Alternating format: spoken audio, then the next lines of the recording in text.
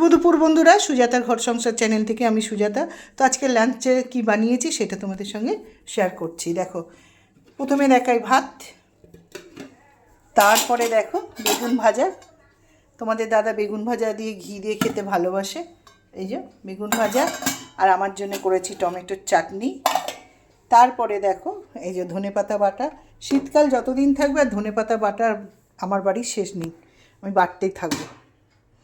আর করেছি আলু ফুলকপির তরকারি। দেখো, এটা নিরামিষের মতনই করেছি, আদা জিরে বাটা দিয়ে, কারণ শীতের সময় পেঁয়াজ রসুন দিয়ে মানে ফুলকপি আমার ঠিক ভালো লাগে না। আর দেখো এখানে করেছি পোয়া ভোলা, বেগুন দিয়ে ধনেপাতা দিয়ে সর্ষে দিয়ে কালো জিরে রসুন ফোড়ন দিয়ে ঝাল। তো চলো বন্ধুরা, এবারে দেখিয়ে দিলাম আমাদের আজকের লাঞ্চের ভিডিওটা।